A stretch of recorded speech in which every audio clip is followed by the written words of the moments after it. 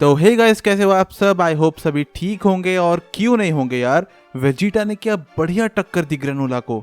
और सही में यार, क्या चैप्टर था। चैप्टर के विजुअल्स, डायलॉग्स, कॉमेडी, एक्शन सब कुछ एकदम टॉप नॉच था, सिवाय एक चीज के। चैप्टर 74 शुरू करने से पहले जरा एक छोटा सा रिकैप कर देता हूँ कि क्या क्या चल रहा है स्टोरी में। ग्रेनोला फ्रीजा और सेयन से अपना बदला लेने के लिए सेरिलियन ड्रैगन से यूनिवर्स का सबसे स्ट्रॉन्गेस्ट वॉरियर बनने की विश मांगता है। हीटर्स अपने बड़े प्लान की शुरुआत करते हुए ग्रेनोला से भिड़ने के लिए गोकू और वेजिटा को भेजने की साजिश रचते हैं और उसमें वो कामयाब भी रहते हैं। पहले राउंड में गोकू और ग्रेनोला की फाइट होती है, जिसमें गोकू बहुत ही बुरी तरीके से हार रहा होता है। फिर वो अल्ट्रा इंस्टिंक्ट में जाकर ग्रेनोला को ऑलमोस्ट खत्म ही कर दिया होता है कि तभी एक मेजर ट्विस्ट सामने आता है। जिस ग्रेनोला से गोकू अभी तक फाइट कर रहा था, वो एक्चुअली में असली ग्रेनोला का बनाया हुआ एक क्लोन था। ये बात सुनकर गोकू चौंक जाता है और तभी वहां असली ग्रेनोला आकर अल्ट्रा इंस्टिंक्ट गोकू को नॉकआउट कर देता है। गोकू की ये हालत देख के अब खुद सेयन प्रिंस वेजिटा ग्रेनोला से लड़ने के लिए मैदान में उतरते हैं। अगर आपको मेरा चैप्टर 73 रिव्यू देखना है तो अभी ऊपर एक कार्ड फ्लैश हुआ होगा, आप वहां पर जाके उस वीडियो को देख सकते हो और उसके बाद आप इस वीडियो में वापस आ जाना। तो चलिए फिर अब चैप्टर 74 का रिव्यू शुरू करते हैं। चैप्टर 74 की शुरुआत में हम देखते हैं कि वेजिटा ग्रेनोला को फ्यूजन या क्लोनिंग टेक्निक्स यूज करने के लिए सावधान कर देता है, क्योंकि ऑब्वियस सी बात है वो सारे टेक्निक्स वेजिटा के सामने काम नहीं करने वाले हैं thanks to forced spirit fission. Vegeta Granola को क्लियर कर देता है कि सेयन्स अब फ्रीजा के लिए काम नहीं करते हैं, बल्कि फ्रीजा उनका भी दुश्मन है ग्रेनोला के जैसे। बट ग्रेनोला इस बात पर यकीन क्यों करेगा? उसे लगता है कि वेजिटा ये कहानी बना रहा है ताकि वो उसके हाथों मरने से बच जाए।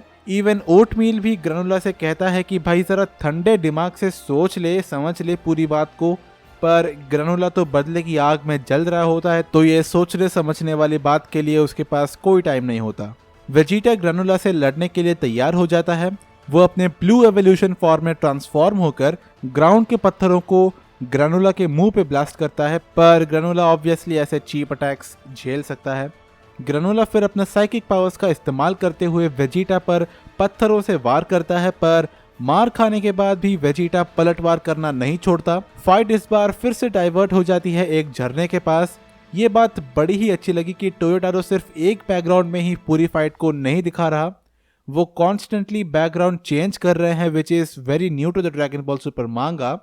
चैप्टर 73 के रिव्यू में भी मैंने इस चीज के बारे में बोला था, और उस चैप्टर में भी गोकू और ग्रेनोला की फाइट जंगल में हुई थी और अभी वेजिटा और ग्रेनोला की फाइट झरने के पास हो रही है। भले ही कुछ समय कुछ पैनल्स के लिए ही क्यों ना हो, उन पेजेस में बहुत ही अच्छे तरीके से पैनलिंग की है टोयोटारो ने।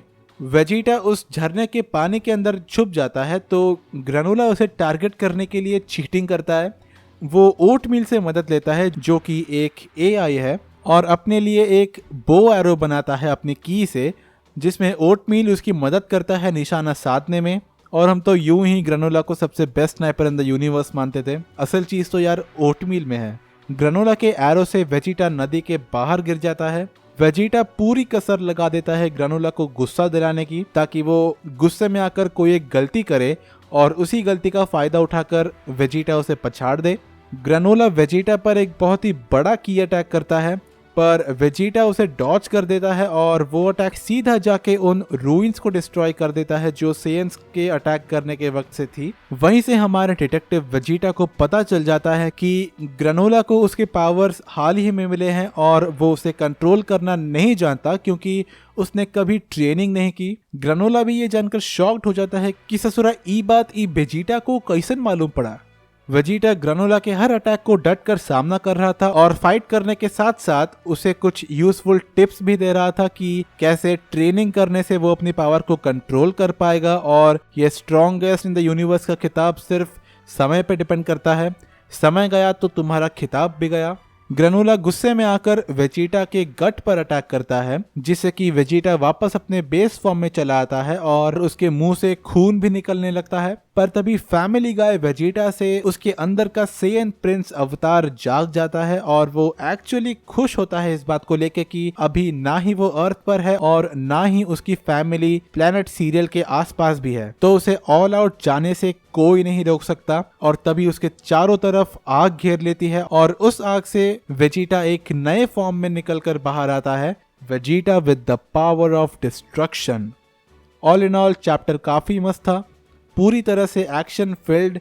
ग्रेनोला का भी कैरेक्टर अच्छे से मेंटेन किया गया है, उसका बदला लेने का जुनून, ज्यादा बातचीत ना करने का मूड, उसका गुस्सा वगैरह वगैरह, ये सब ग्रेनोला का एक बेस कैरेक्टर बन चुका है। मतलब इन्हीं बेसिस पर ग्रेनोला का कैरेक्टर ऑपरेट होता है। पर वेजिटा का कैरेक्टर डेवलपमेंट चैप्टर में उभर कर नजर आता है। ग्रेनोला आर्क से पहले वेजिटा खुद की बढ़ाई करने से नहीं थकता था, जैसे ओह तुमने कैकरोट को हरा दिया, पर मैं हूँ सेन प्रिंस वेजिटा जो तुम्हारी खटिया खड़ी कर देगा। और कैकरोट तो एक लो कास्ट वॉरियर है, असली स्ट्रॉन्गेस्ट वॉरियर तो मैं हूँ, वो तो नंबर 2 है।